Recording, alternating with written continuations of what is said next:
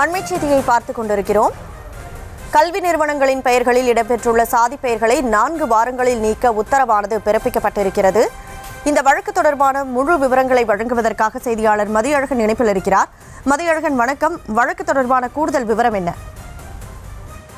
தென்னிந்திய செங்குந்த மகாஜன சங்கத்தை நிரூபிக்க சிறப்பு அதிகாரியை நியமித்ததை எதிர்த்து தொடரப்பட்ட வழக்கை விசாரித்த சென்னை உயர்நீதிமன்றம் சாதியை ஊக்கப்படுத்தும் சங்கங்களை சங்கங்கள் பதிவுச்சட்டத்தின் கீழ் பதிவு செய்ய முடியுமா என்பது குறித்தும் பள்ளிகளின் பெயர்களில் உள்ள சாதிகளின் பெயர்களை நீக்க முடியுமா என்பது குறித்தும் விளக்கம் அளிக்க தமிழக அரசுக்கு உத்தரவிட்டிருந்தது. இந்த நிலையில் இந்த வழக்கில் இன்று தீர்ப்பளித்த நீதிபதி டி பரத சக்கரவர்த்தி சங்கத்தின் பெயரில் உள்ள ஜாதி பெயரை நீக்கி சங்க சட்ட திட்டத்தில் திருத்தங்கள் செய்து அரசை அணுக உத்தரவிட்டு இந்த வழக்கை முடித்து வைத்தார். மேலும் ஜாதிகளின் பெயரில் சங்கங்கள் பதிவு செய்யக்கூடாது என அனைத்து பதிவாளர்களுக்கும் சுற்றறிக்கை பிறப்பிக்க வேண்டும் எனவும் பதிவுத்துறை ஐஜிக்கு நீதிபதி டி பரத சக்கரவர்த்தி உத்தரவிட்டிருக்கிறார்.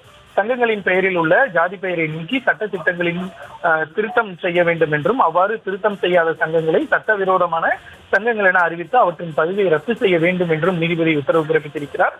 ஜாதி சங்கங்களின் பெயர்களில் உள்ள ஜாதி பெயரை நீக்கி சங்க சட்ட திட்டத்தில் திருத்தங்கள் செய்யும் பணிகளை 3 மாதங்களுக்குள் துவங்கி 6 மாதங்களுக்குள் முடிக்க வேண்டும் எனவும் நீதிபதி உத்தரவிட்டிருக்கிறார்.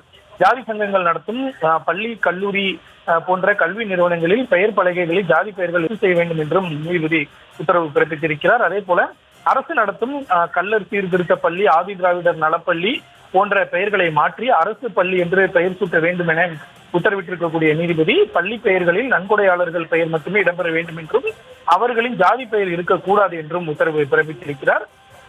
வேறு ஜாதியில் திருமணம் செய்து கொண்டார்கள் என்ற காரணத்திற்காக குழந்தைகளை பெற்றோரே கொலை செய்யும் நிலை நிலவுவதாலும் கைகளில் ஜாதி கயிறு கட்டிக்கொண்டு அறிவாளுடன் மாணவர்கள் வகுப்பறைக்கு வந்து தாக்குதல் நடத்துவதாலும் இந்த உத்தரவை பிறப்பித்துள்ளதாகவும் நீதிபதி குறிப்பிட்டிருக்கிறார்.